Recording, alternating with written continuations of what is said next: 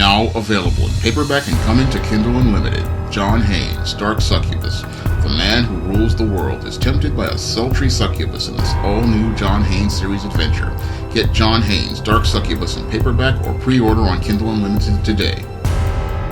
In the Bible, it states that you will reap what you sow. And an example of someone reaping what they're sowing is what's happening to former New York City prosecutor and best-selling author Linda Fairstein. Now, your Linda Fairstein was in charge of the sex crimes unit in 1989 when the Central Park jogger was raped, and she was the one who led the charge against the Central Park 5, 4 black teenagers and 1 Hispanic teenager, and was the one who was instrumental in getting these 5 teenagers railroaded through the criminal justice system for a crime that they did not commit. And now, 30 years later, after planting the seeds for those thorns and briars, finally those thorns and briars are starting to choke your Linda Fairstein. And as she has reaped what she has sowed, we now, in the aftermath of Ava DuVernay's When They See Us, finally have Americans making calls for your Linda Fairstein to be held accountable for the malicious prosecution of the Central Park 5 and efforts to try to get this woman's work taken off the shelves of bookstores, and an effort to boycott her books because many believe that your Linda Fairstein has profited from these 5 black boys and destroying their lives. She has enriched herself at their expense, and now you have calls to finally hold this woman accountable. Because in the aftermath of railroading the Central Park 5, your Linda Fairstein went on to have a successful career as an author, writing over 20 novels which featured fantastic stories that were just as fictional as the one she created to railroad the Central Park 5. And while she has gotten rich off of her writing, she led to these 5 young men not being able to actualize their potential, and she destroyed these men's lives, all because she was in her feelings about her perceptions of black men, and it was her racist perceptions of black men that led to these 5 young black boys back in 1989 having their lives disrupted and having them lose the intangible of time, all because she was caught up in her feelings and she was looking to perpetuate her racist views about black boys in this malicious prosecution of the Central Park 5. And now finally karma is coming to your Linda Fairstein as people call for your Linda Fairstein to be boycotted and for people to not go out here and buy her work. And what's happening to her is ultimately justice, because when we look at what your Linda Fairstein did to those 5 boys in destroying their lives, she should not be able to go out here and profit off the destruction of these boys' lives, just like she's done for the last 30 years without being held to any sort of accountability. And this is the really ironic karma coming to your Linda Fairstein, because many of these white women out here, they led the charge talking about how they wanted to get Bill Cosby muted, how they wanted to get R. Kelly muted, how they wanted to get Michael Jackson muted. And now we see, instead of people going after these black men who clearly did not do anything wrong, we now have this white woman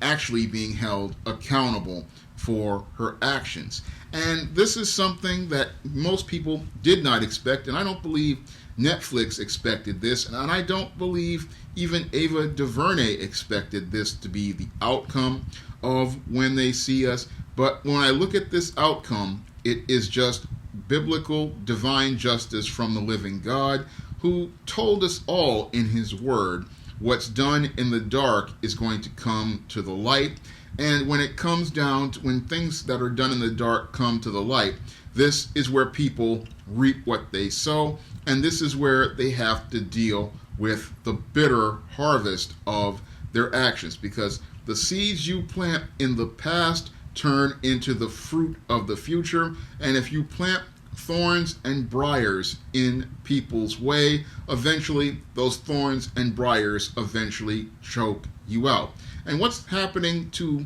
your Linda Fairstein right now is all of the thorns and briars she planted in the way of those 5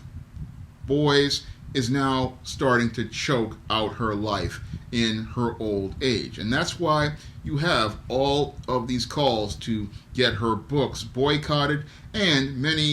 even a group of awards group denied giving her an award. And we had people going out here, again, the nonprofit wanting to get your Linda Fairstein off their board. And all of this is, again, this white woman reaping what she sowed, greater than she sowed, and later than she sowed. And it shows how the justice of the living God can triumph the justice of your so-called fair and balanced American justice system, and how these calls to make this woman finally be held accountable. This just shows how when the truth comes out regarding a white woman's actions, how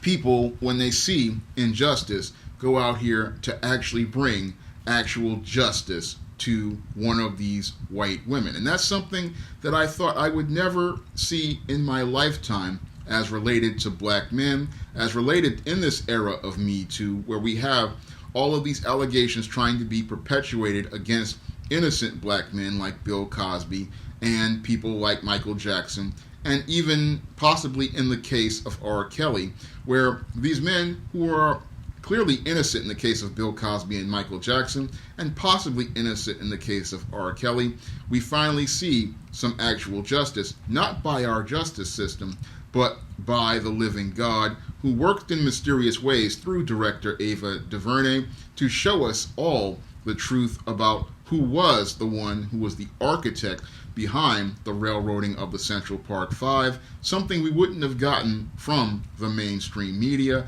because when it comes down to the mainstream media, it's gynocentric, and because it's gynocentric, it would go out of its way to protect a white woman like Linda Fairstein and give her a pass for her complete unethical behavior as related to the railroading of the Central Park Five, something that any rational thinking person would look at and go as completely egregious, because what this woman did in creating this story regarding these 5 black boys showed a complete disregard for ethics as related to the law, and a complete disregard for due process under the law, because a person is supposed to be innocent until proven guilty, but because this white woman said so, the law enforcement went out of its way to railroad these 5 black boys, showing us that we the people have a problem in America, and that problem is white women and gynocentrism,